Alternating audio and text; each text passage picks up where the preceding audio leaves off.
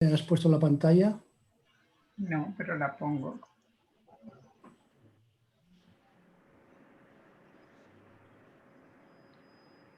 Ya. Este es el título de la presentación y les explico en un momentito cómo va esto. Vamos a utilizar un estudio de caso de Gilead y sus antivirales, incluyendo el Remdesivir, que ilustra cómo se deciden los precios de los medicamentos, el contexto político que permite estos abusos. Un estudio de caso es una técnica que permite llegar a un conocimiento de una realidad bastante detallada. Se ha utilizado mucho en antropología porque da esa información que no se puede captar con otras técnicas de investigación. Lo que nos va a permitir en este caso es entender el contexto político en el que este medicamento ha salido a la venta, aunque todavía no está aprobado por la FDA ni por ninguna otra agencia reguladora del mundo. En este caso hay dos asuntos importantes. Uno, que hay una pandemia, y otro, que en Estados Unidos vamos a tener las elecciones presidenciales el 3 de noviembre. Si estas características no hubieran, o si esta situación no se hubiera dado, no estaríamos hablando ahora del Remdesivir. ¿Qué es lo que hemos hecho para poner esta información junta? Hemos mirado y revisado artículos académicos, blogs de empresas, de asociaciones particulares, noticias de prensa, declaraciones de ejecutivos de la empresa, de políticos de Estados Unidos, analistas de bolsa e investigadores independientes. Una cosa que queremos insistir es que para entender bien cómo funciona el mundo de los medicamentos hay que entender primero cómo funcionan las empresas. Y esto es algo que entre los profesionales de la salud no se ha dado demasiada importancia. Pero si no entendemos cómo funcionan las empresas, es muy difícil encontrar soluciones. Entonces, este ejemplo que vamos a usar nos va a permitir entender un poquito más cómo está funcionando una empresa que por su historial ha sido considerada como una de las peores. Y pasamos a la siguiente. Vamos a empezar. Para conocer lo que ha hecho Gilead hay que conocer su historial. Llegó a ser la empresa que tenía la peor fama, en la que se decía que lo importante era el dinero y no los pacientes. Y aquí quizá, Nuria, puedes empezar a explicar un poquito lo que ha pasado con los varios medicamentos que ha vendido a la empresa Gilead.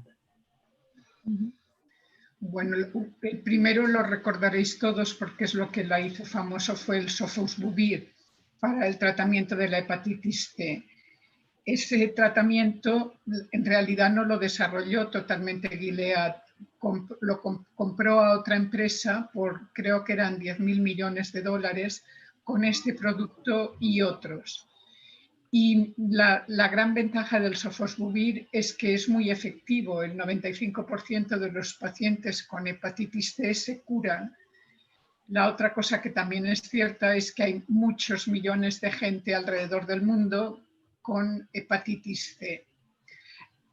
A pesar de que el costo del tratamiento era muy barato, en realidad el Sofosbuvir con otro medicamento como no lo sé pronunciar,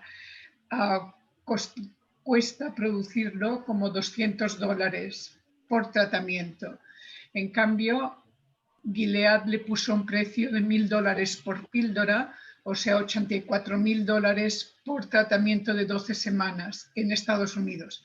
En otros países negociaron precios un poco más baratos. en Europa, en Egipto. Había gente de Estados Unidos que se iba a Egipto de vacaciones a recibir el tratamiento y les resultaba más barato que recibirlo aquí.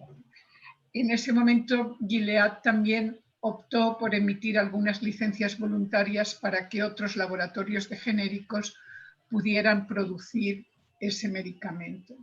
Una cosa que puedo aquí intercalar es que la empresa que desarrolló el Sofosbuvir, que fue Pharmasset, había calculado que su precio de venta de este medicamento iba a ser $36.000 por tratamiento. Y como nos ha dicho Nuria, aquí lo sacó por 84.000. Esto nos da una idea de cómo funcionan las empresas en el momento de decidir qué precios ponen. Y luego esta empresa también es muy conocida por todos los medicamentos contra el VIH. El primero que sacó fue el TDF, que lo incluye en 5 medicamentos y se lo sacó en el 2001. Y luego sacó el TAF, el tenofovir, alafenamide y fumarato, que no lo sacó hasta el 2015, aunque ya lo tenía en el 2001. Y ese medicamento se promovió cuando salió al mercado en el 2015 como siendo menos tóxico que el TDF para los huesos y para los riñones. Pero por el problema de la patente, porque si lo hubiera patentado en el 2001,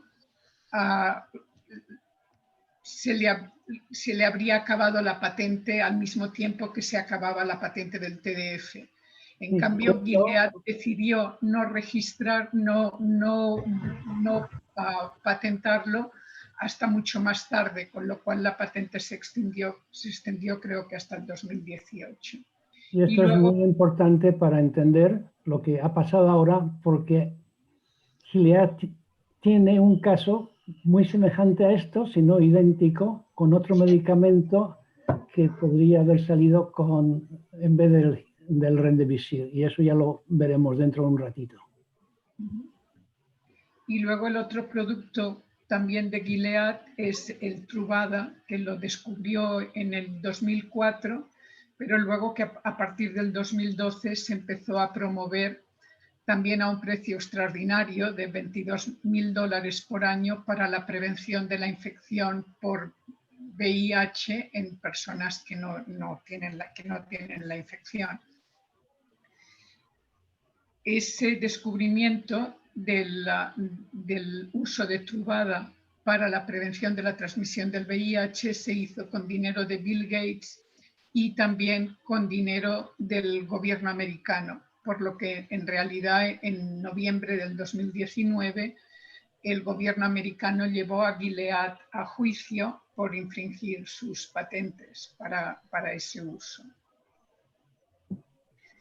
O sea que la reputación de... ¿Y Antonio? No, nada, sigue. La reputación de Gilead es que es una empresa usurera, y si eso empezó con Sofosbuvir, luego ya con Truvada, y especialmente desde que en el 2019 el Departamento de Salud de Estados Unidos llevó a juicio a la empresa por considerar que había violado sus patentes para el uso de Truvada en la prevención del contagio por VIH, ya cayó totalmente al abismo. Esas patentes del gobierno americano aplican tanto a Truvada como a Descovy, que es el que algunos dicen que es un poco menos tóxico, aunque no todo el mundo está de acuerdo con eso. Lo que sí está todo el mundo de acuerdo es que el costo de los medicamentos, tanto del Sofosbuvir para erradicar la hepatitis C como el de Truvada y Descovy, ha sido lo más importante para impedir el acceso. O sea que maximizar los beneficios de Gilead ha sido a partir de vidas de gente y de contagios de VIH.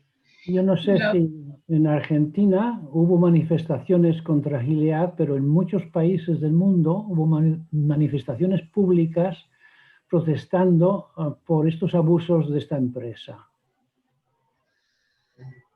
Aparte de todos los insultos que se le han hecho por todos los medios de comunicación habidos y por haber.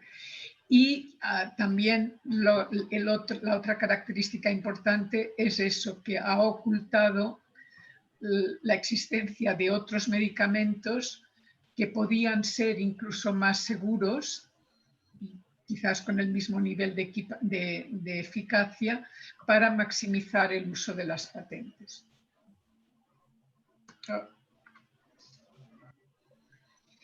Entonces, de repente, ahora en marzo, el 11 de marzo, la OMS declara que hay una pandemia de COVID-19 por todo el mundo. Una enfermedad muy poco conocida, pero que se sabe que se expande muy rápidamente y que lo peor de todo quizás es que colapsa los hospitales y entre los grupos vulnerables pues ha tenido una mortalidad bastante alta.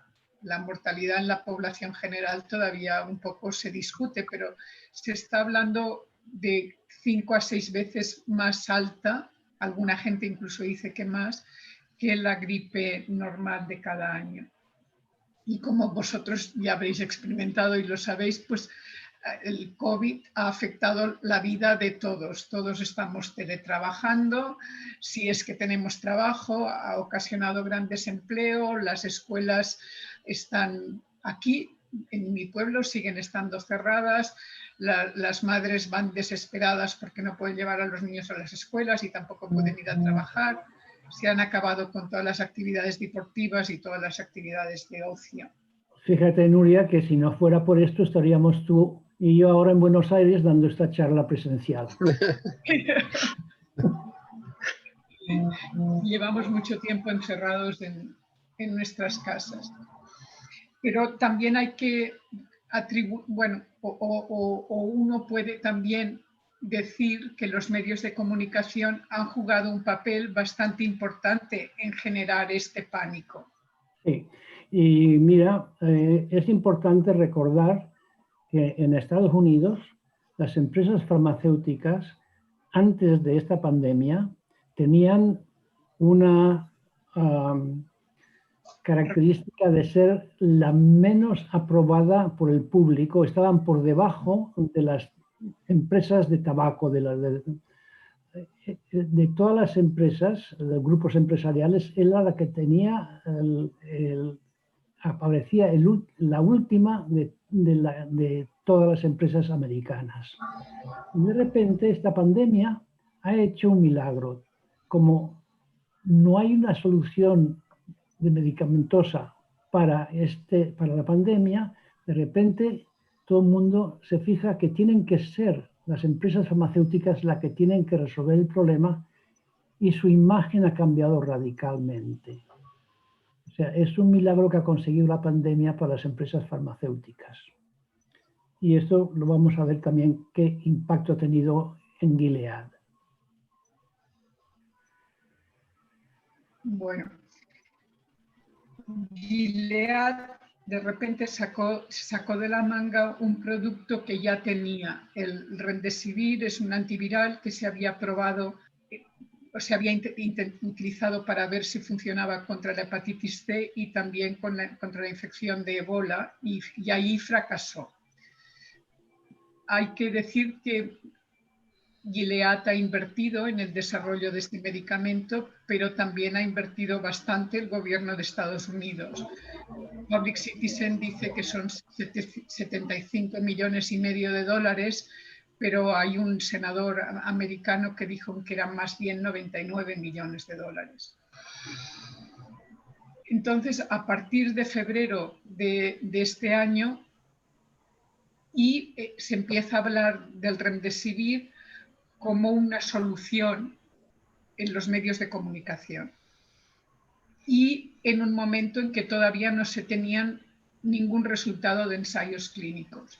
Pero aparecen frases como tratamiento prometedor, fuerte eficacia clínica.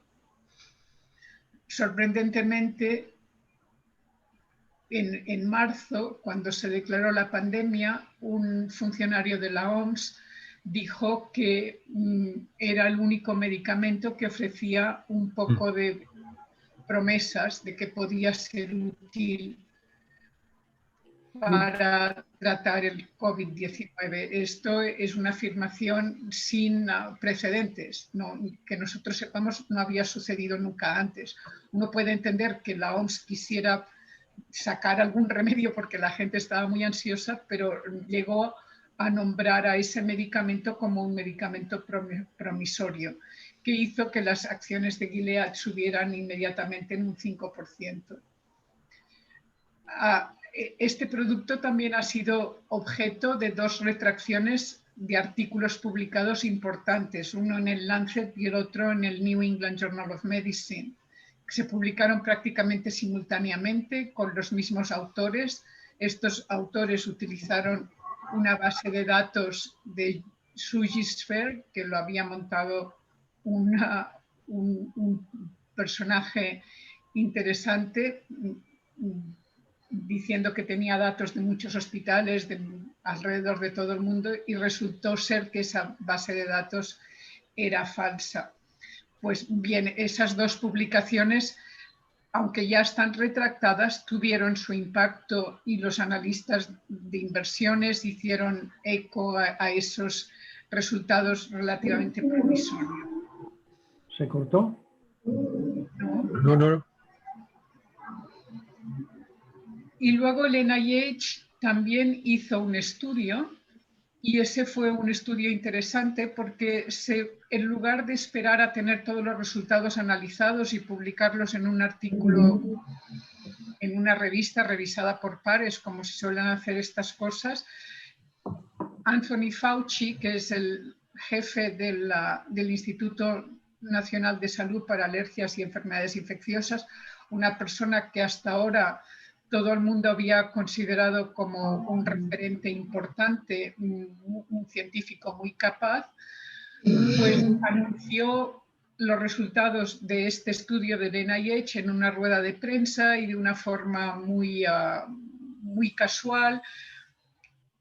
Y justo 2 días después de que se publicaran en la página de la OMS por equivocación los resultados de un ensayo clínico en China que parecían que no eran favorables al Remdesivir.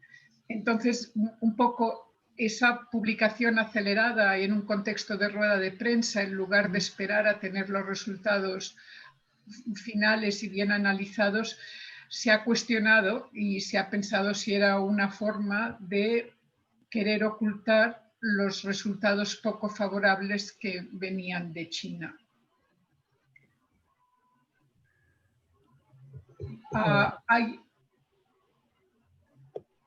De momento no hay ningún ensayo clínico que indique qué efectos positivos tiene este medicamento. Se ha demostrado que no reduce las muertes, pero no está claro cuántos días reduce la estadía hospitalaria, porque se lo dan a pacientes que salen a lo mejor después de estar 2 o 3 días en el hospital y le atribuyen esa salida al medicamento, cuando es también muy probable que ese paciente se hubiera curado sin haber recibido el medicamento. O sea, no hay forma de establecer el impacto que ha tenido este medicamento en los hospitales. De hecho, no sé si ahora que el presidente ha recibido este medicamento y ha vuelto a la Casa Blanca inmediatamente, va a tener un cambio, pero hasta este momento los hospitales en Estados Unidos habían empezado a dejar de usarlo. Sí, pero en cambio en Europa empiezan a haber faltas de suministro. Aquí no se han detectado todavía, más bien es eso que dice Antonio, que habían hospitales que no lo estaban usando. Pero bueno, a raíz de esa comunicación que hizo Anthony Fauci, empezaron a salir manifestaciones de apoyo al Remdesivir en los medios de comunicación y por gente de bastante prestigio. Hayden, un virólogo y profesor de la Universidad de Virginia, dijo: el Remdesivir cambiará el estándar de atención en Estados Unidos y en otros países. Gottlieb, que es un excomisionado de la FDA, había estado dirigiendo el Centro de Investigación de Ensayos Clínicos en la Universidad de Davis antes de llegar a la FDA. Fue muy criticado por sus vínculos con la industria cuando estuvo en la FDA, pero de todas formas es una persona científicamente válida y dijo, el Remdesivir todavía no ha ganado el partido, pero puede ser de los medicamentos que reduzcan el peligro de hundirnos físicamente y también quizás a nivel de reputación. Y Anthony Fauci dijo que era una prueba de concepto. Otra cosa que sucedió con ese ensayo clínico que estaba haciendo el NIH es que lo interrumpieron antes de tiempo. No han explicado por qué, pero sí se ha criticado. Porque creo que fue en este ensayo clínico donde dijeron que los síntomas se aliviaban 5 días antes. Que no quiere decir que, como decía Antonio, que los pacientes salgan 5 días antes del hospital, sino que mejoran los síntomas 5 días antes que si no toman el Remdesivir. Entonces, a muchos les parecía que esa no era información suficiente como para interrumpir el ensayo y que si se hubiera seguido hubiéramos tenido la oportunidad de saber mucho más sobre el verdadero impacto del Remdesivir.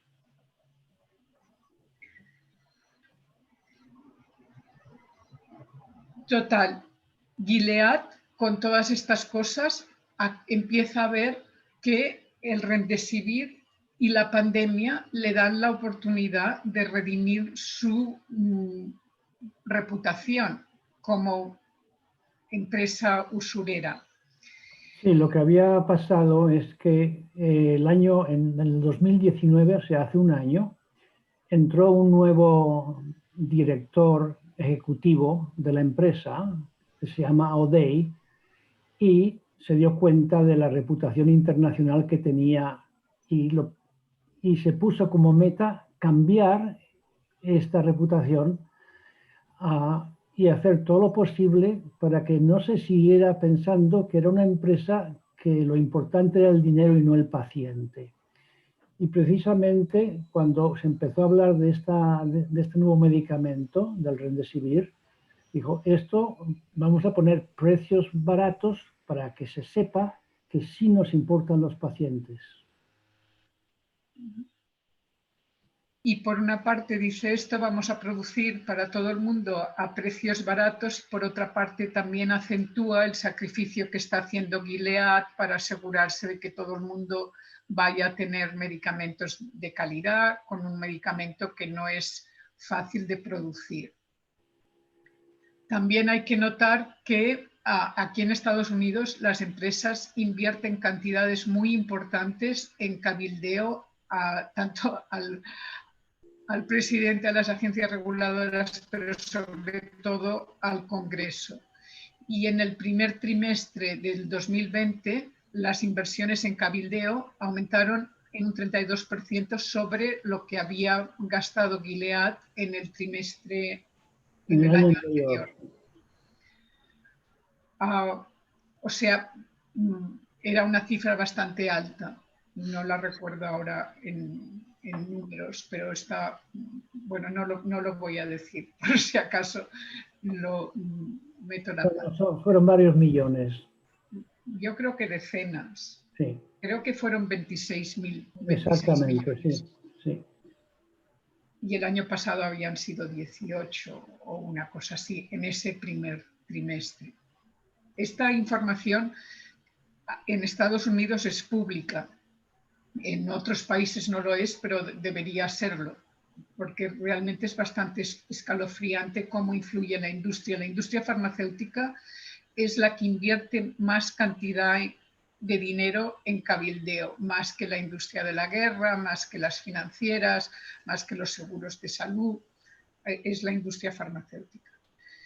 Pero Gilead también dio 2 pasos en falso. Una fue que a principios de marzo solicitó que la FDA designara al Remdesivir como un medicamento huérfano. En Estados Unidos es un poco diferente que en Europa, pero en Estados Unidos se puede dar la designación de medicamento huérfano para cualquier producto que ataque una enfermedad que vaya a afectar a menos de 200.000 estadounidenses y que no tenga ningún otro tratamiento en el mercado. Y la FDA, sorprendentemente, le dio la designación de medicamento huérfano. Y esto ya era, creo que hacia el 23 de marzo, cuando en ese momento cuesta pensar que la FDA no imaginara que en este país iba a haber millones de infecciones. Creo que en este momento ya llevamos 6.000. No, 6 millones, sí. 6 millones, sí. Entonces, la FDA les da la designación de medicamento huérfano y muchos de los grupos vigilantes, por llamarlos de alguna manera, empezaron a protestar y dijeron que cómo podía ser que se les diera esa designación a un producto que probablemente se usaría en todo el mundo y también por más de 200.000 personas en Estados Unidos. Sí, Entonces, las ventajas de recibir esta clasificación es que pueden desgravar una buena parte de todos los gastos que han tenido en el desarrollo de este medicamento. O sea que económicamente es bastante atractivo y además alarga 2 años más la vigencia de la patente. En este caso le quedaban 5 años, le añade 2, eran 7 años lo que les quedaban de patente. sí. Y la revisión por parte de la FDA también se hace mucho más rápido, es en menos de 6 meses en lugar de los 9 meses habituales que se tarda para autorizar un producto. Como reacción a todas esas críticas, ODEI inmediatamente dice que no quiere acogerse a la designación de medicamento huérfano y luego dice que el precio será asequible y dona 1.000 tratamientos para uso compasivo. En realidad, cuando los medicamentos de uso compasivo, las empresas siguen guardando información igual que la guardan en un ensayo clínico, o sea que eso le ayuda a recopilar información sobre el Remdesivir. Pero eso hace que la empresa aparezca como la gran salvadora. Sí, lo importante de esto es que la reacción del presidente de Gilead fue inmediata. Al día siguiente de declararse como medicamento huérfano, se armó tal alboroto en este país que al día siguiente el señor O'Day pidió por favor a la FDA que no se lo dieran. Es realmente interesante este caso. Y cuando hay gente que le dice que la compañía es usurera y todas estas cosas, pues a él es muy fácil decir, cuando sucedieron todas estas cosas con Sofosbuvir y con los medicamentos para el VIH, yo no era el gerente. Esto es la historia del pasado y Gilead ahora es otra cosa. El otro paso en falso que dio Gilead y que lo sacaron muy tímidamente los medios de comunicación, los profesores de Anderson en noviembre pasado, o sea, ya no hace casi un año, pero hace 10 meses, es que Gilead tiene otro producto, que es el GS441524, que tiene las mismas propiedades y parece incluso ser más efectivo que el Remdesivir, ha probado ser efectivo en las infecciones por coronavirus en gatos y es de más fácil producción y más fácil administración porque no es de administración endovenosa y pensaban que estos profesores de MD Anderson decían que era mucho más conveniente invertir en el desarrollo de este producto, el 441524, que en seguir trabajando en el Remdesivir. Eso salió ahí y se quedó y no se habló mucho hasta hace quizás como 3 semanas o un mes que lo sacó también Public Citizen.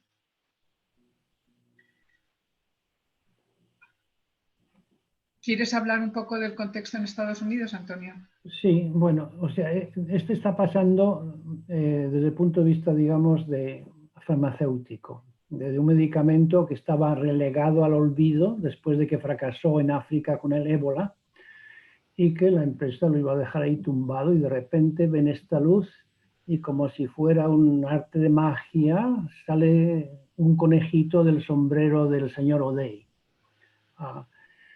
Esto de un lado. De otro lado, hay un contexto político, como hemos dicho ya, que va a haber una elección, que el presidente está por debajo en los sondeos, que ha manejado la pandemia de una forma catastrófica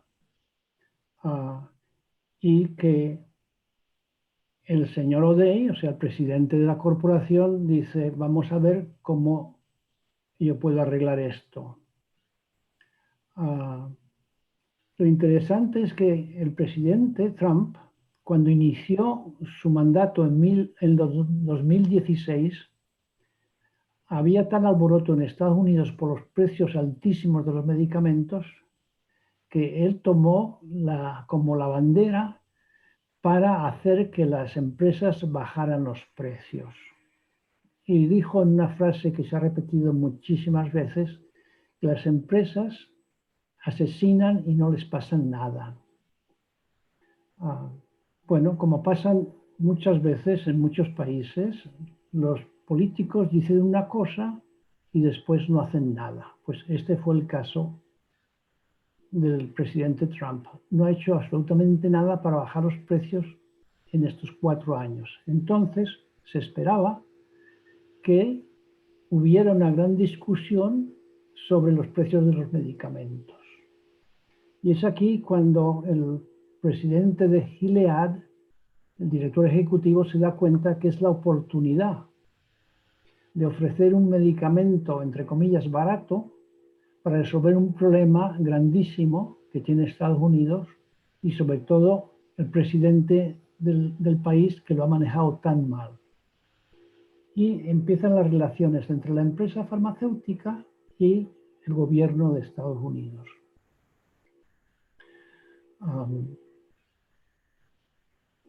O'Day dice que la pandemia ofrece la oportunidad de resolver una crisis humanitaria como esta porque durante décadas ha invertido, y esto lo conocerán ustedes ya porque se repite en todos los países, que los precios son altos porque invierten muchísimo dinero en el estudio, en la investigación y en el desarrollo de medicamentos y claro, estos precios, estos gastos hay que obtenerlos después con ventas de medicamentos a precios muy altos. O sea, repite este estribillo que lo siguen usando las empresas para poder proteger sus precios altos. Y para congeniarse con el presidente de Estados Unidos, dice que le va a regalar como 100.000, en algún sitio tenemos ahí los números, gratuitamente a Estados Unidos y le asegura la venta de todo lo que produzca en el mes de julio, agosto y septiembre. Todo lo que Gilead produzca de Remdesivir va a ir para Estados Unidos. Entonces ya el presidente empieza a presumir de que él ha podido obtener de una empresa farmacéutica un regalo para varios miles de personas enfermas y además asegurar el suministro de este medicamento. Y esta especie de matrimonio entre el Trump y O'Day es muy interesante. Vamos a ver un poquito más. La otra cosa que ha coincidido con todo esto es que el mismo ministro de Salud de Estados Unidos ya no habla de precios asequibles. Dice que no, se niega a promover esto. Dice que el sector privado tiene que invertir para seguir innovando y, por tanto, que los precios sean o no asequibles pasa a un segundo plano. Y la FDA... El ministro de Salud de Estados Unidos, que aquí se llama Departamento de de Salud y Servicios Sociales, resulta que fue el presidente de Eli Lilly. Y entonces vuelve a repetir que las empresas, claro, tienen que poner precios altos porque invierten mucho en la producción de medicamentos y en el desarrollo y producción. Lo mismo dice el Fauci, que dice que no hay que negociar de precios más bajos, sino de precios justos. Es decir, de repente ya hablan los miembros del gobierno de mantener esos precios altos, porque fíjense cómo lo que nos están dando la solución a este problema. Han invertido mucho dinero en este Remdesivir. En realidad, también Estados Unidos como país lo había puesto dinero ahí. Y la FDA da un paso más y autoriza el uso de Remdesivir por la emergencia. Cuando da ese tipo de autorización, se tiene que comprar el medicamento a través de un procedimiento especial y solo está disponible a ciertos hospitales y a cierta gente. Pero también se sospecha que esa aprobación probablemente la FDA en otra época no la habría dado. Digo en otra época porque en esta época lo que estamos viendo es que el presidente y la Casa Blanca interfieren mucho con diferentes sectores del gobierno, incluyendo el FBI, la CIA, el Ministerio de Defensa, pero también ha habido una gran influencia, sobre todo relacionado con la pandemia, en el Ministerio de Salud y con la FDA. Y en los institutos nacionales en el NIH,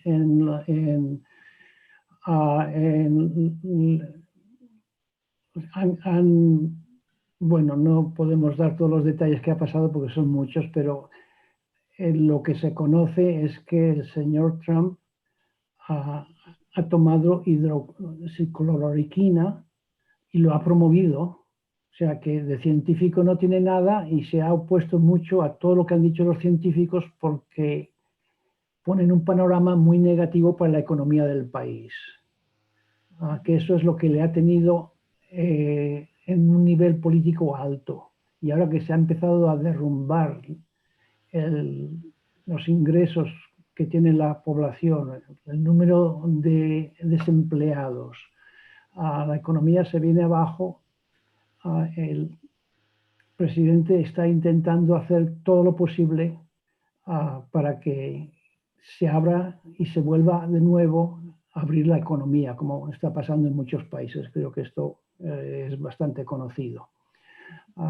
Y cuando se habla de que el presidente está en que tiene unos contactos muy cercanos a una empresa farmacéutica, porque es una persona muy científica. Se está promoviendo, la gente de su alrededor están promoviendo al presidente como es una persona muy científica porque está desarrollando estos medicamentos, está ayudando a que se desarrollen estos medicamentos. Es un poco irónico porque no ha cambiado en nada. Bueno, y ahora aquí también hay una crítica importante a la FDA porque dicen que durante todo este periodo de pandemia se han rebajado mucho los criterios por los que están aprobando medicamentos, ya sea aprobación de emergencia o de otro tipo. Y algunos temen que esa relajación en los criterios de aprobación se mantenga después de la pandemia, ya sea el modus operandi de la agencia. Lo importante cuando la FDA toma una decisión en una dirección o en otra es que hay mucha otra gente que sigue esas opiniones. Entonces, tanto Japón como la Comunidad Europea, India, Singapur, Taiwán y quizás otros ya han aprobado el uso de emergencia también del Remdesivir. Y Gilead sella entonces esa alianza que ha establecido con el presidente y con la Casa Blanca con un regalo muy oportuno que le hizo en mayo. En mayo le regaló al gobierno de Estados Unidos 600.000 viales para tratar a 78.000 pacientes y luego lo aumentó a 940.000 eso es de un total que ha prometido de producto regalado a diferentes gobiernos de 1,5 millones de viales en todo el mundo. Y así, para resumir un poco, esto se ha visto como una posible recompensa a Trump por lo que Trump ha hecho por Gilead, desde dar la designación de medicamento huérfano, renunciar la negociación de precios. Gilead dio el precio y Estados Unidos lo aceptó rápidamente. Comprar toda la producción, bueno, creo que para la producción de agosto y septiembre. No, julio, agosto y septiembre, los 3 meses. Sí, pero creo que agosto y septiembre era solo el 90% de la producción, no el 100%. O sea, dejaron un 10% para el resto del mundo. Pero bueno, esto significa 1.560 millones de dólares, que es en realidad solo es un costo bastante alto. El gobierno de Estados Unidos le permitió a Gilead que ignorara el desarrollo de ese producto del 441524, cuya patente iba a expirar a finales de este año. Y además el gobierno americano ha estado promoviendo el Remdesivir bastante a derecha y a izquierda y no ha amenazado con romper la patente como había hecho en años anteriores cuando tuvimos otra gripe. Con todo esto, la imagen que tiene la gente de las industrias farmacéuticas en general en Estados Unidos ha mejorado, y sobre todo la de Gilead como la única empresa con la que nos puede sacar del apuro en el que estamos ahora. Y el costo político que esto ha tenido para Trump ha sido pues negligente, no ha representado nada, porque ya se sabe que él interfiere con decisiones de otros ministerios. A Gilead todo esto le ha resultado muy barato, porque todas estas donaciones que ha hecho quizás representan un máximo de $400.000 que recuperará con creces en cuanto empiece a vender cualquiera de sus tratamientos. Sí, ya si ha vendido los 3 meses, ya son 1.560 millones, o sea, 4 veces más de lo que regaló. Y Europa también ha comprado bastante, o sea, varios países han comprado ya. La otra cosa interesante es que Gilead, que ya debía saber qué precio le iba a poner al Remdesivir, no lo anunció hasta que ya tuvo una relación muy solidificada y muy establecida con Trump y con el gobierno.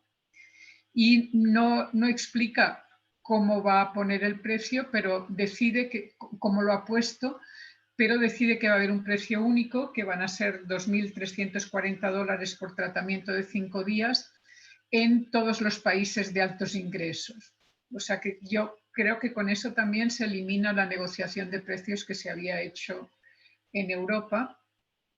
Para los seguros privados en Estados Unidos, que son la mayoría, y que incluye además a los pacientes de Medicare y Medicaid, lo va a vender a 3.120, porque aquí a veces las compañías privadas de seguros sí hacen un poco de negociación. Entonces piensan que con los reembolsos y todo esto van a acabar ofreciéndole a $2.340.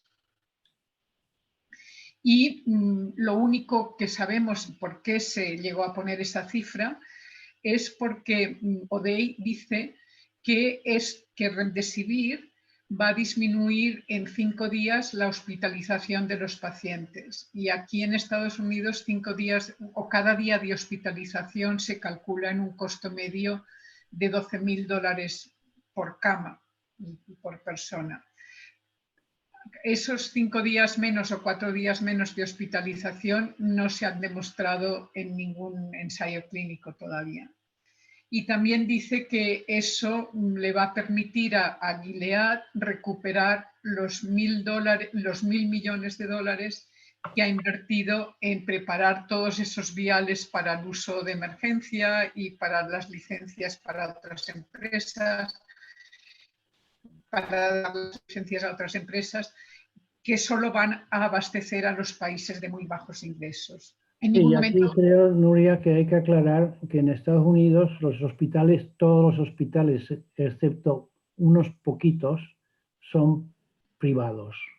O sea, no hay casi hospitales públicos en Estados Unidos. Y los precios de los hospitales en este país no tienen nada que ver con los precios en otros países, en los cuales los hospitales son públicos o incluso son privados.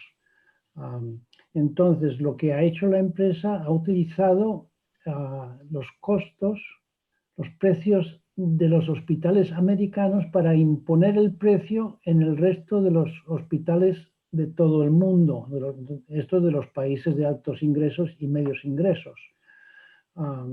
Entonces, ¿cómo se puede explicar que eso sea un precio justo si los precios hospitalarios son menos que la mitad en otros países que en Estados Unidos? Mucho menos de la mitad. Sí. O sea, en España, por ejemplo, el día hospitalario puede ser $1.000 en un hospital privado.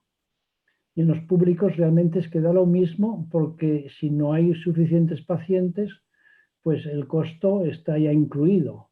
O sea, no sube ni baja el que esté ocupada, la variedad del cambio en el precio es poquísimo si la cama está ocupada o no está ocupada. Lo que sí es cierto es que si el Remdesivir reduce la estadía hospitalaria que exige una cama de emergencia, pues sí es algo positivo, porque ha llegado un momento en algunas ciudades como en Nueva York que no había capacidad de recibir pacientes que necesitaban camas en los hospitales.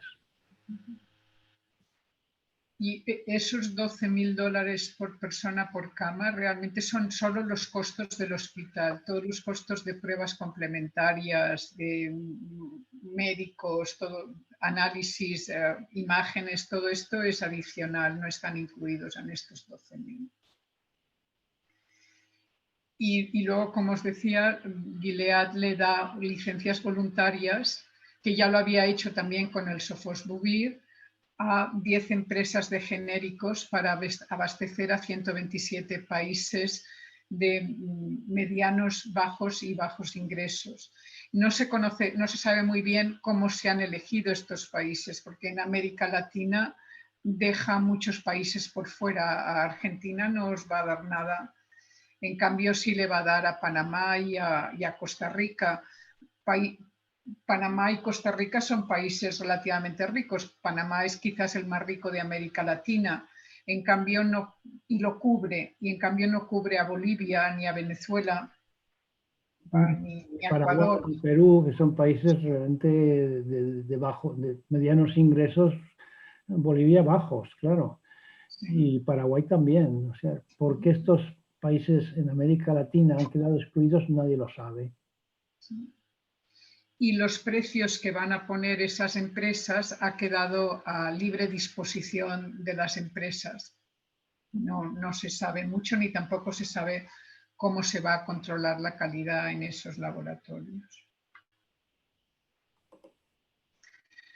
Hay gente que ha hecho otros cálculos sobre el costo y los precios que debería tener el Remdesivir.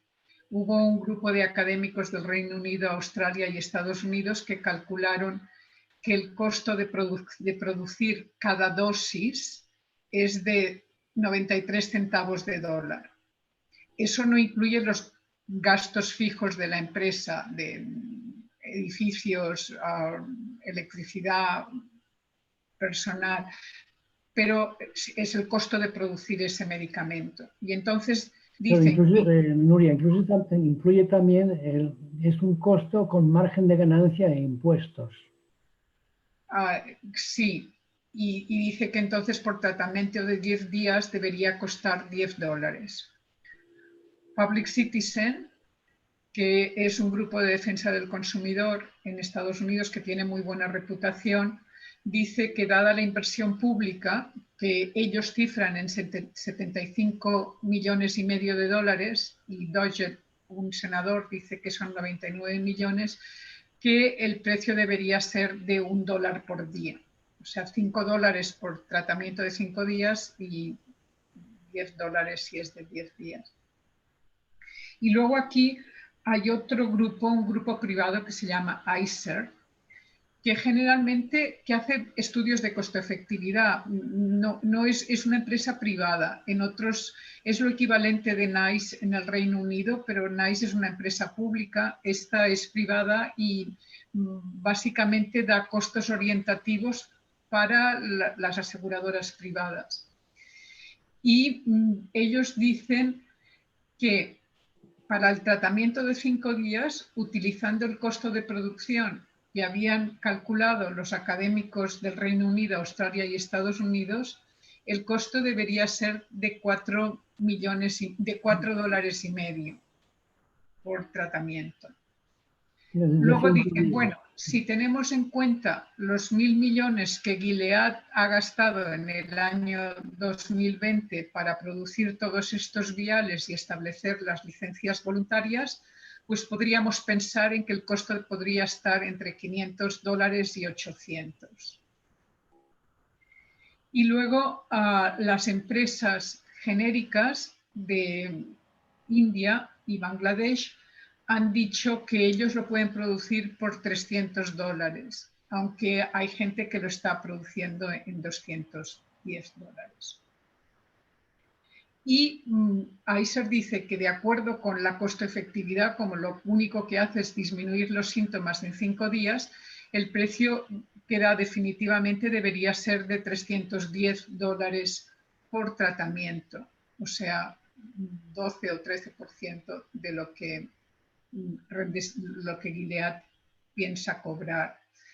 Y dicen que si realmente se demostrara que el Remdesivir disminuye la mortalidad, entonces sí podríamos estar hablando de prácticamente lo que está cobrando Remdesivir ahora, $2.300 a $2.500.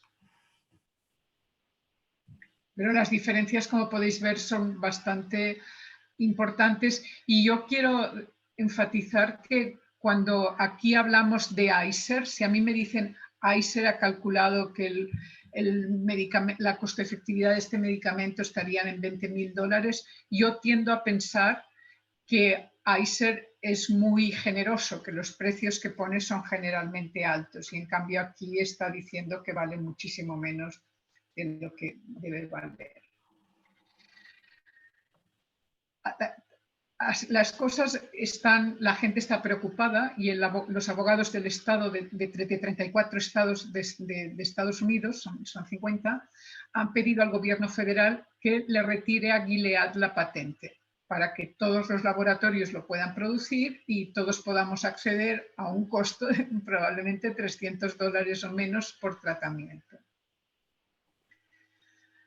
Porque aparte del costo hay otro interrogante y es si Gilead va a ser capaz de producir los 12 a 20 millones de viales que se supone que se necesitarían en Estados Unidos. Gilead a esto reaccionó inmediatamente y dijo que como es un medicamento que es difícil de producir, pues no tendría, aunque si se emitieran licencias obligatorias o se retirara la patente al Remdesivir, no habría nadie dispuesto a producir hasta dentro de 6 o 18 meses. Y que ellos van a investigar otras opciones más baratas, que quizás se están refiriendo al 44-15-24, pero no lo han dicho. La Fundación HEP de Argentina, que es bastante progresista y bastante buena, dice que la estrategia que está utilizando Gilead es muy parecida a la que utilizó con Sofosbuvir y lleva a cuestionar si esos mecanismos voluntarios de otorgación de licencias voluntarias para los países más pobres son suficientes y ellos abogan un poco por liberar las tecnologías médicas, o sea, por eliminar las patentes en todo lo referente a la salud. HealthGap, que es un grupo internacional que ha trabajado mucho en el acceso a los tratamientos para el VIH-Sida, también dice que permitir que las empresas privadas sean las que determinen el acceso a los medicamentos se ha hecho todavía, se ve muy claro en el caso de Gilead que no funciona. Y que en realidad Gilead, cuando dice estamos dando licencias voluntarias a 127 países, no se imagina que es una gran cantidad de gente, pero están dejando fuera de eso a 73 países de medianos y bajos ingresos y están dejando fuera a casi la mitad de la población del mundo. Y están expuestos básicamente a los deseos de compañías depredadoras como Gilead. Entonces, todos estos grupos, desde abogados del Estado en Estados Unidos hasta agencias internacionales, hasta una agencia más local de Argentina, están abogando por emitir licencias obligatorias, o sea, que los países ignoren las patentes y le den derechos a laboratorios para poder producir el remdesivir. La otra parte de la ironía con todo esto es que hemos hecho un montón de esfuerzo colectivamente para ver cómo se puede proveer remdesivir a todo el mundo. Se han negociado precios, se han establecido licencias voluntarias y todas esas cosas, pero hay muchos que están cuestionando la eficacia del remdesivir. Sabemos que no ha reducido la mortalidad.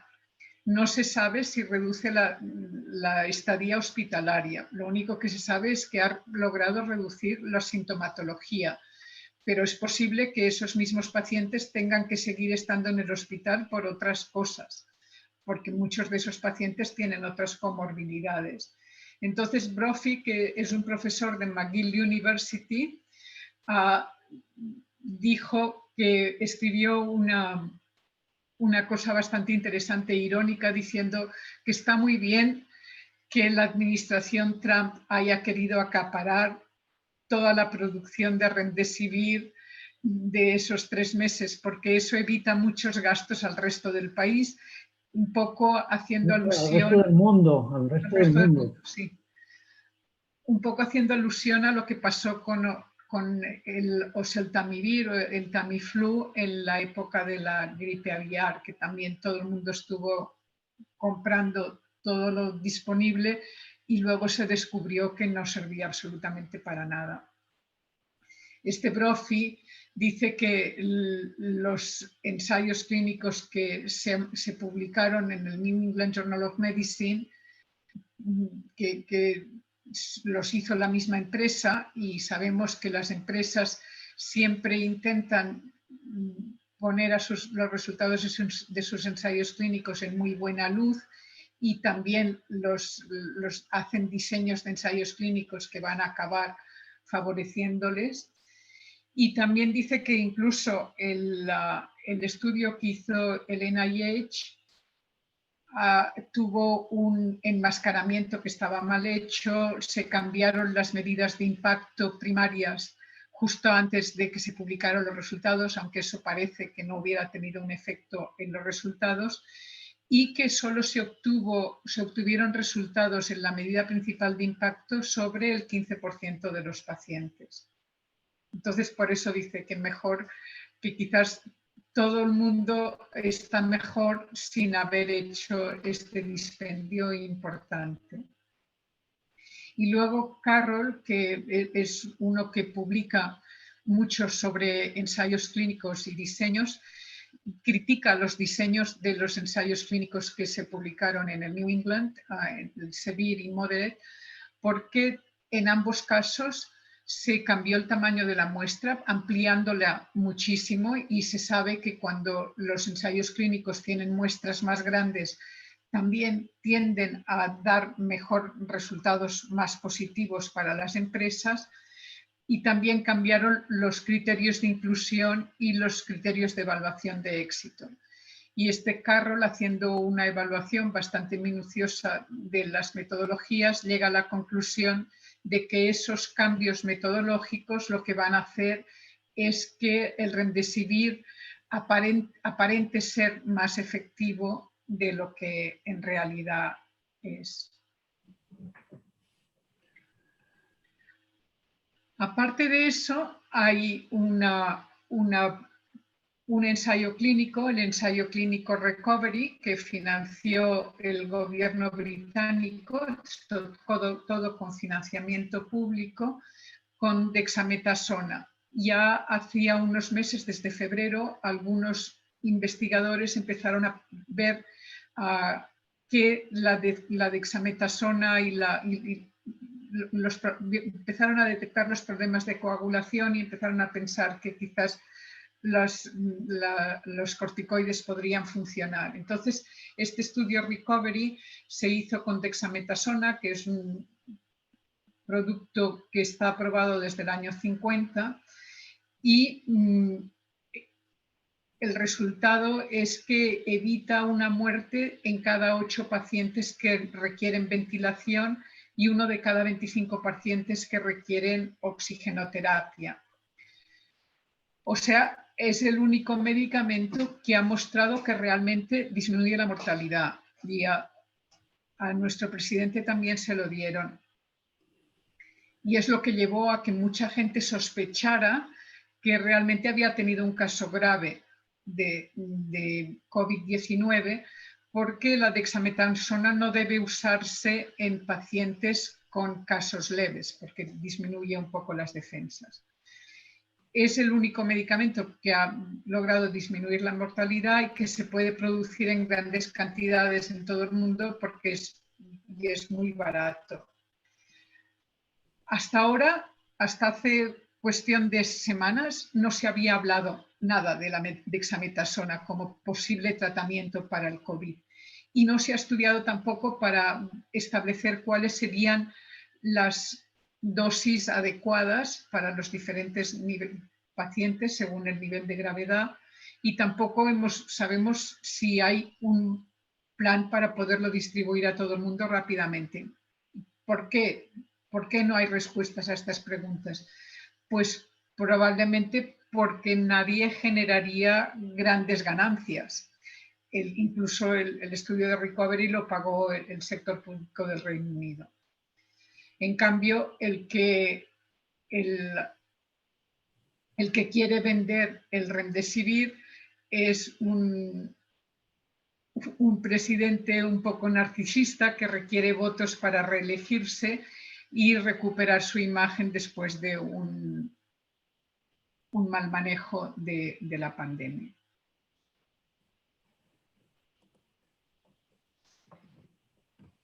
Bueno, como decíamos antes, Gilead dice que ha fijado un precio que es asequible. Deberán ser los países los que decidan si es asequible o no.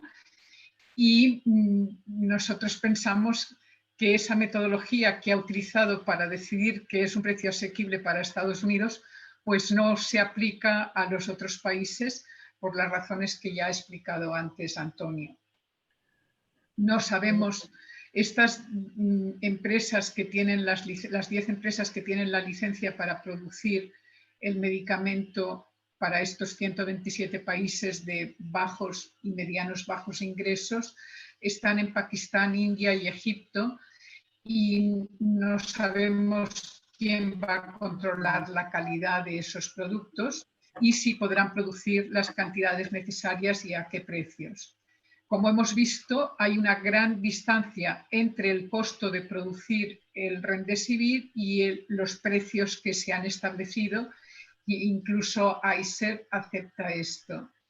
Y la otra cosa y el gran interrogante siempre en esto es la falta de transparencia por parte de las industrias farmacéuticas. Gilead no ha querido dar a conocer cuáles son sus gastos de investigación y desarrollo y sus costos de producción, que es lo que permitiría establecer precios justos. Nosotros consideramos que el precio justo sería pagar el costo de producción, incluyendo los gastos fijos de las empresas, con un pequeño margen de ganancia. Pero eso hasta ahora no se puede hacer porque no hay información. Y esa información y esa reticencia de las empresas a explicar cuáles son sus costos de investigación y desarrollo en esos productos es... Yo creo que esto, perdón, es importante porque no se ha hablado casi nunca. O sea, se sabe que las empresas se gastan entre un 15 a un 19% de sus presupuestos en investigación y desarrollo de medicamentos. O sea, que hay un 80% que no se sabe cómo se lo gastan. Si se estudia un poquito el comportamiento de las empresas, empezamos a ver cómo se gastan el dinero en cabildeo. Hemos hablado ya de millones. En la promoción, también cantidades enormes. Los mejores publicistas de Estados Unidos los tienen las empresas farmacéuticas. En retorno a los inversionistas, que están entre los más altos, no son los más altos, pero están entre los altos de las empresas. En salarios y paquetes de beneficios del personal. Ha habido casos un poco, digamos, extremos, pero para dar un ejemplo de un presidente de una empresa farmacéutica que un año, entre los bonos, el salario, ingresó 85 millones de dólares. Parece una cosa realmente poco pensable.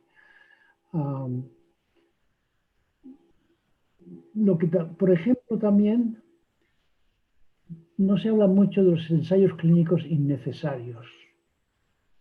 Quizá, Nuria, tú puedes hablar un poquito de los, ¿cuántos son? ¿200.000 ensayos clínicos?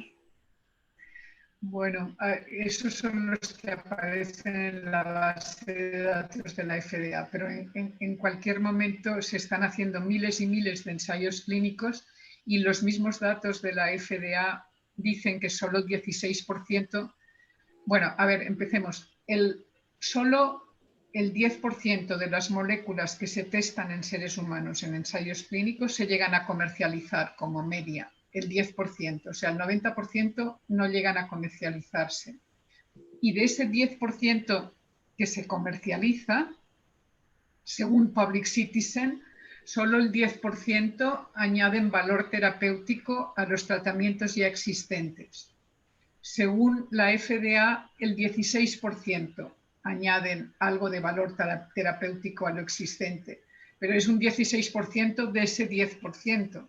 O sea que hay muchísimos más ensayos clínicos que no sirven absolutamente para nada. Se sabe que una cuarta parte de estos son para promocionar productos y otros serían lo que llamamos un fishing expedition.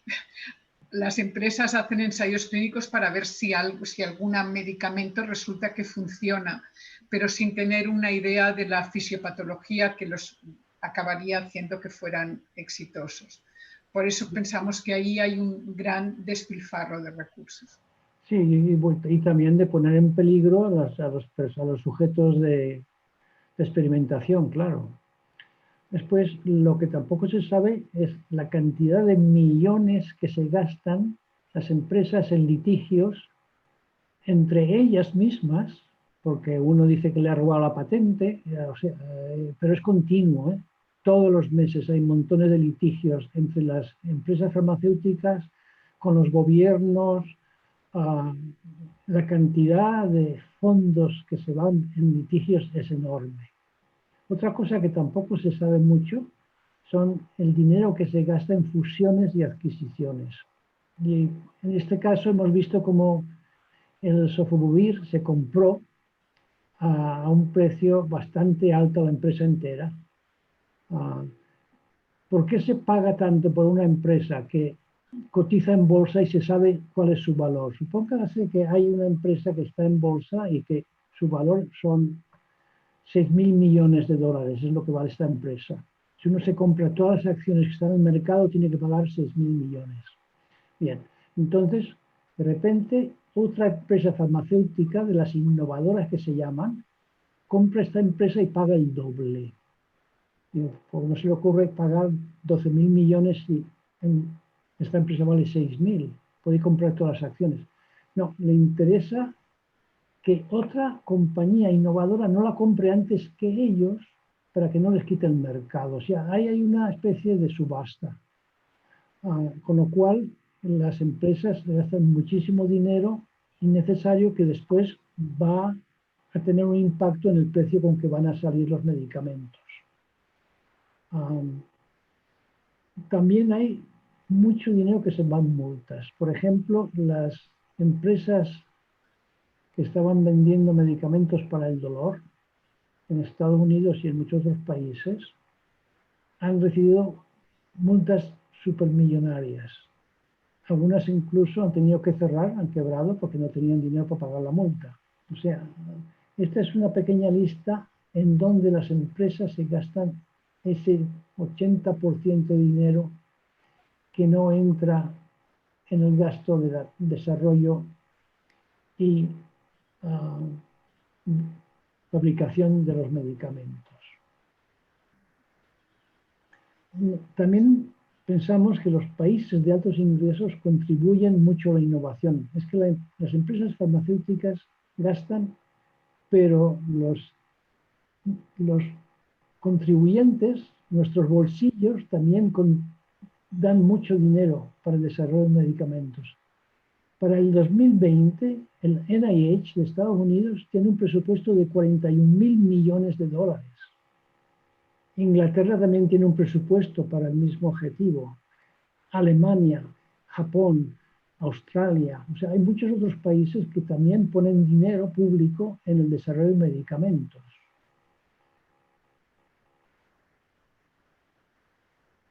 En el caso de Remdesivir, los analistas financieros,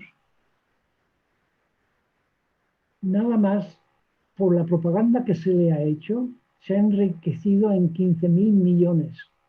Es decir, si ustedes tienen acciones de Gilead, por toda esta propaganda que se ha hecho por el Remdesivir, han doblado su capital. O sea, el dinero no solamente viene de ventas, sino también de esta propaganda que se hace a medicamentos que a veces no valen lo que se dice que deben de valer. Y creo que la historia de Gilead que hemos presentado confirma que el objetivo primario de las patentes es económico, por lo cual pensamos que la única forma que se van a cambiar las cosas es si se acaba quitando las patentes. Bueno, les dará un síncope a las empresas farmacéuticas si esto tiene lugar. Y también pensamos que quizás hubiera sido mejor invertir esos 1.000 millones que, según Gilead, se ha gastado en montar los laboratorios que tiene que montar para producir Remdesivir para Estados Unidos y otros países, en desarrollar ese medicamento que todavía le faltaba para salir al mercado, que es el 441524.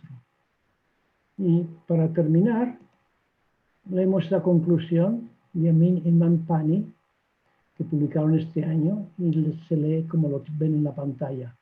En lugar de que los gobiernos simplemente prometan miles de millones de dólares para pagar los nuevos tratamientos para el COVID-19 y luego abandonen ese conocimiento a manos privadas, que se rigen por incentivos distintos a la salud pública, deberían desarrollar su capacidad para convertir la investigación básica en productos finales reales que resuelvan los problemas urgentes de salud pública.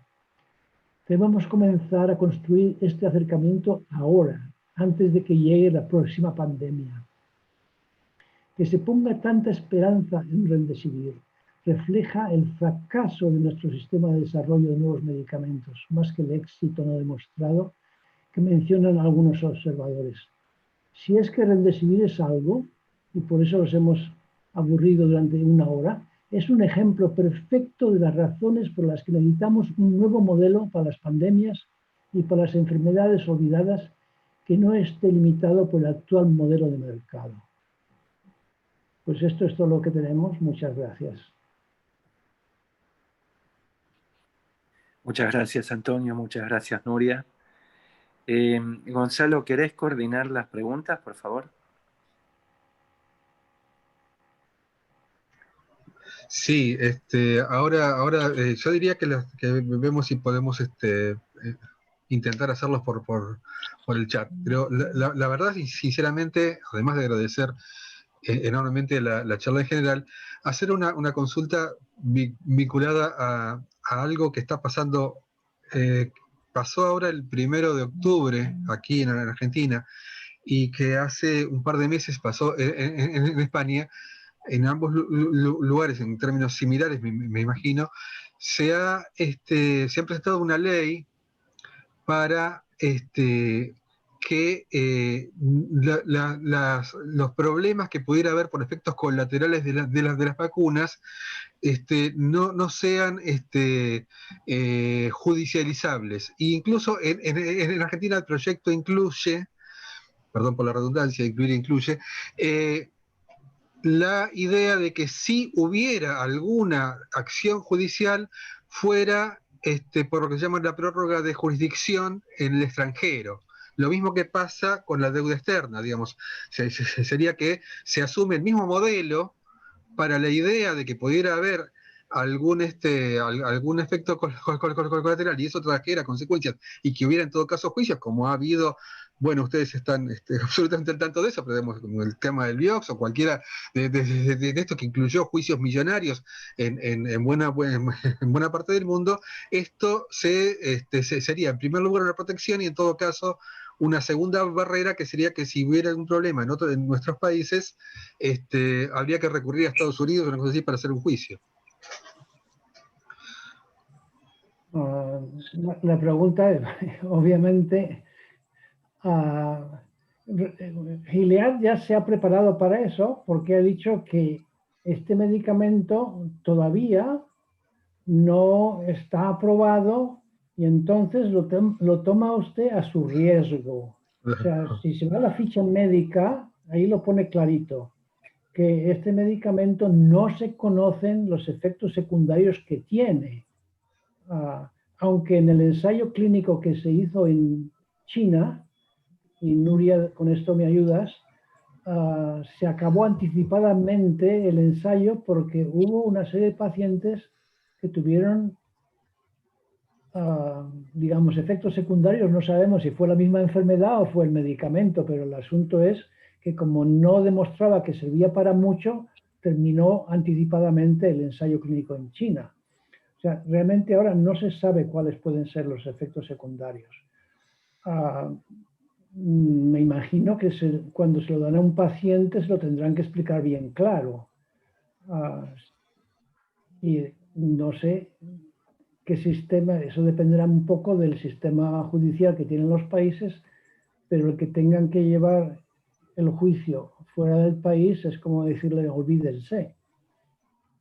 Porque cómo van a empezar a buscar un abogado en Estados Unidos que esté dispuesto a llevar, y el abogado en Estados Unidos gana tanto como los médicos en Estados Unidos. O sea, son las dos profesiones más ricas del país.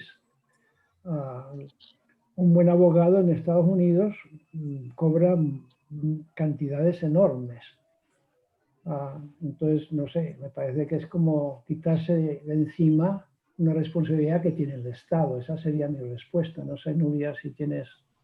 No, yo, Gonzalo, lo que te quería decir es que yo creo que eso forma parte de esa atmósfera de crisis que ha conseguido eximir a la industria de cualquier responsabilidad, ya sea con las vacunas, porque se están acelerando los pasos, se están haciendo cosas que no deberían hacerse en condiciones normales. Y a mí lo que me parece es que mientras las empresas no son solidarias, están esperando que los voluntarios sí sean solidarios. Exactamente. Y los derechos del participante desaparecen totalmente. Sí. Aquí en el chat alguien, digamos, considera que en realidad lo que se está estableciendo es que se hagan cargo los gobiernos de estos problemas, lo cual, bueno, de alguna manera sería una especie de salida En el cual también, digamos, una opinión personal sería que, bueno, los gobiernos se harían cargo de algunas cosas, y yo no se hacen cargo ahora de un montón de cosas. Me imagino que en este caso tampoco, porque Nuria, lo que dices es exactamente así, pero acá hay una cuestión que pasa un poco con el remdesivir en este caso, pero probablemente pase un poco más fuertemente con el tema de las vacunas, porque hay una fuerte presión en el imaginario de las sociedades de decir la única salida es la vacuna, por lo cual hay que someterse prácticamente a cualquier cosa en esas condiciones, ¿no? Y las consecuencias, bueno, ya las veremos. Bueno, yo creo que, Gonzalo, en este país, en las encuestas dicen que el 50% de los ciudadanos han dicho que ellos no se piensan poner la vacuna. Sí, sí. O sea, porque no se fían, precisamente por esas presiones que está poniendo el presidente Trump para que salga la vacuna antes de la elección, Claro, claro. que es el 3 de noviembre. Parece ser que por fin las propias empresas han dicho que no lo van a hacer porque se dan cuenta que les quita toda posibilidad que los ciudadanos pensantes la pongan.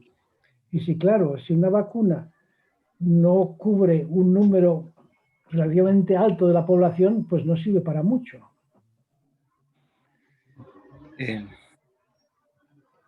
Claro. Otra cuestión que veo, no sé si lo ven ustedes, Antonio, Nuria, es que como que se están generando nuevos consensos bioéticos para permitir este tipo de ensayos clínicos, y que hay todo un sector muy, muy importante, digamos, no solo desde lo bioético, sino lo sociológico, político, como decía Gonzalo antes, con respecto a este pedido de las multinacionales, de la Big Pharma, de que no sean enjuiciados por la vacuna en los países, que sean eximidos, como que va a ser garante de todo esto, ¿no? De este nuevo orden a través de debido a la pandemia. No sé si opinan lo mismo ustedes. Nuria, ¿quieres empezar? Bueno, así, de una forma muy resumida, cuando decías que Antonio ha publicado un artículo sobre para qué sirven los comités de ética, pues la respuesta es que no sirven de mucho. Sirven quizás para evitar, o las cosas más positivas es que quizás educan un poco a los investigadores, que vigilan que algunos estudios sociológicos se hagan mejor, pero cuando a las empresas farmacéuticas no se enfrentan. Acaban aceptando los ensayos porque significa dinero, tampoco afectan demasiado a los consentimientos informados. O sea, la industria está experimentando como quiere en todas las partes del mundo, independientemente de que haya pandemia o no la haya. Y con la pandemia ya han saltado todo tipo de control. Se han hecho, en muchos países tienen sus propios comités de ética. Y vamos, yo no he estado en ninguno y no he visto que haya ningún artículo que se haya publicado, pero la gente con la que nosotros tenemos contactos, todos están expresando preocupación por lo que pasa en esos comités y dando a entender pues que todo cuela, ¿no? Y cuelan hasta los ensayos clínicos de vacunas de exposición, que a mí me parece que, bueno, que no son éticos, porque para empezar ni siquiera el clínico sabe cuáles son los riesgos que acepta el participante. Entonces no hay consentimiento informado, no lo puede haber. Y en cambio se están aceptando y hay eticistas que los están promoviendo y se están haciendo en América Latina y en muchos países. O sea que yo creo que si había mucha debilidad ya en los sistemas para proteger a los participantes, ahora ya no hay estamentos que medien. Aquí en el chat pregunta también hay dos personas que preguntan acerca de la posibilidad de la obligatoriedad de la vacuna o de las vacunas o de alguna de las vacunas sobre el tema este, ¿no? cuáles son las posibilidades de que esto verdaderamente tenga algún tipo de posibilidad de que se efectúe así. La obligatoriedad para participar en los ensayos de vacunas. No. De la obligatoriedad de recibir la vacuna por una cuestión de interés de salud pública. Es decir, que la gente sea obligada a ser vacunada.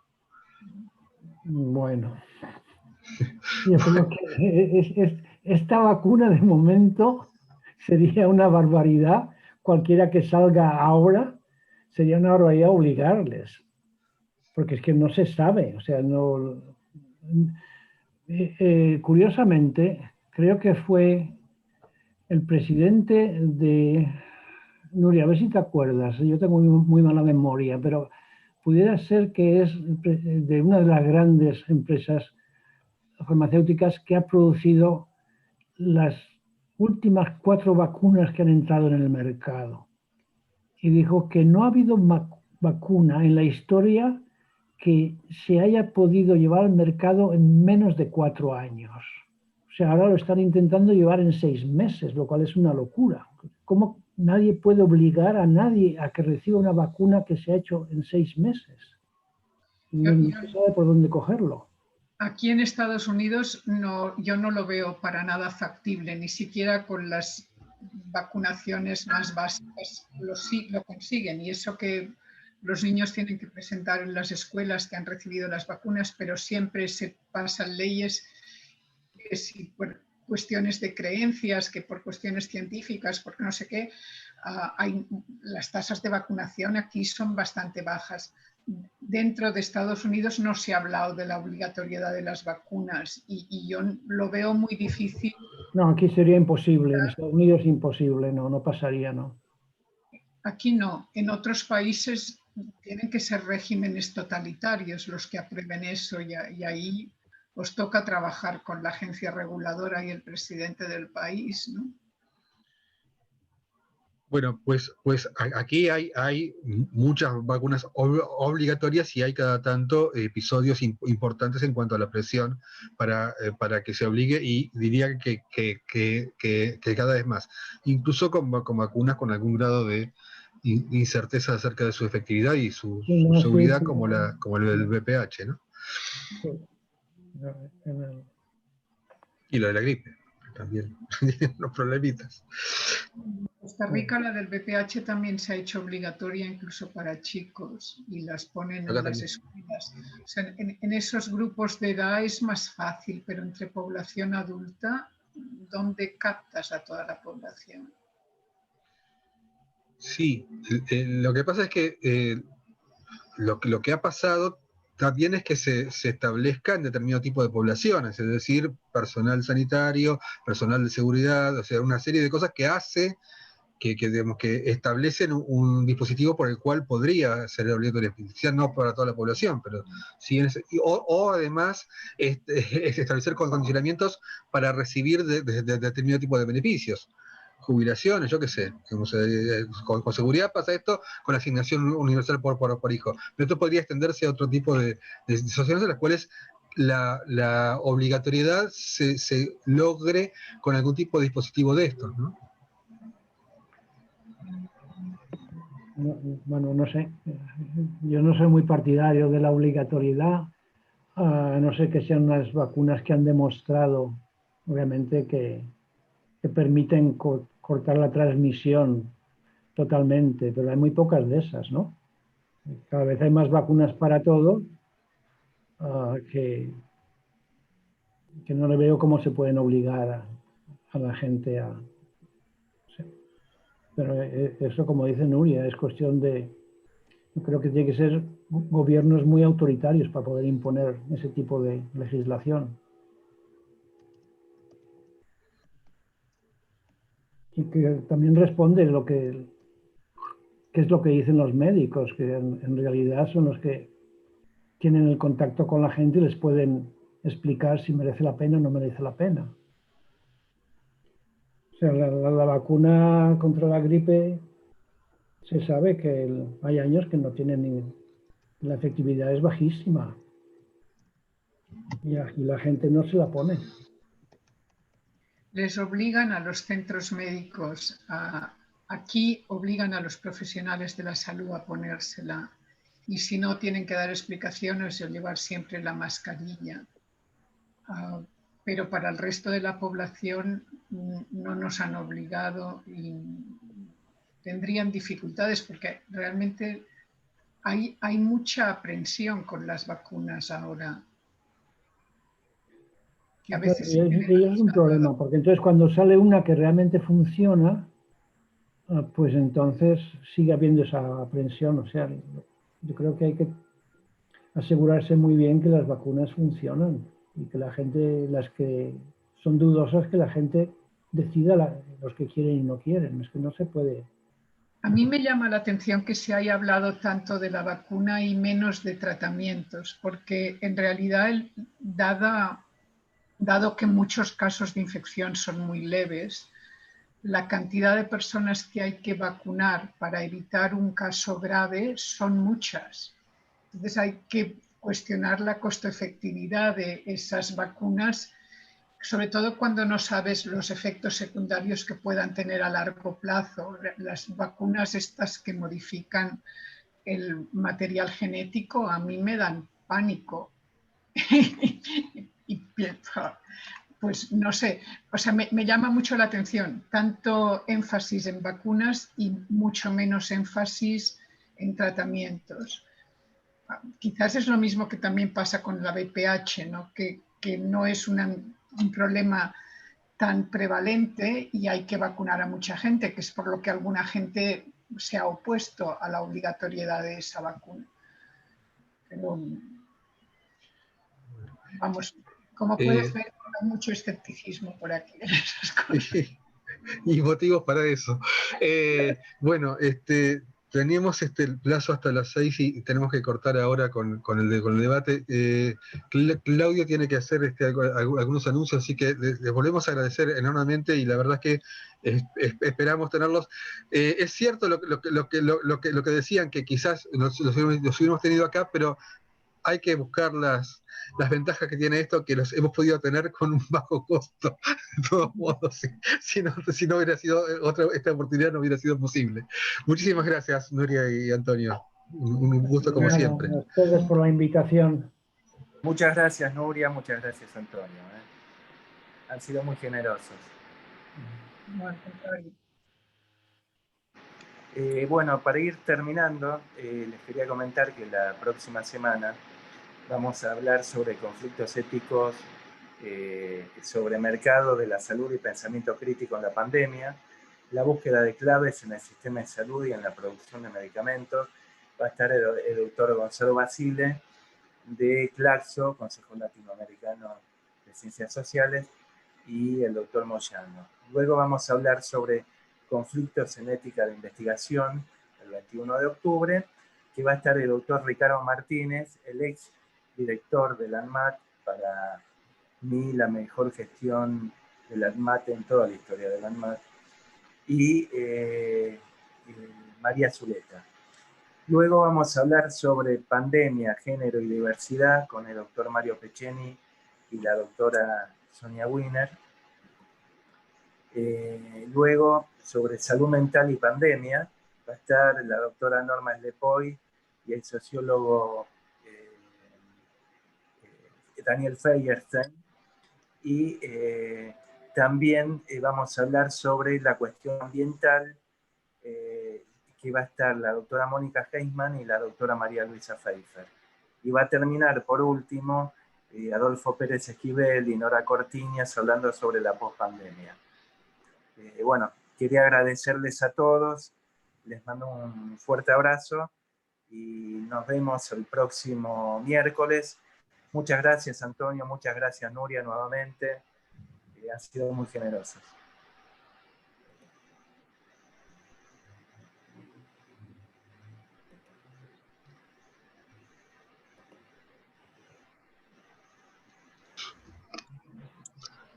Bueno, nos despedimos, un abrazo y nos veremos en la próxima. Chao, gracias.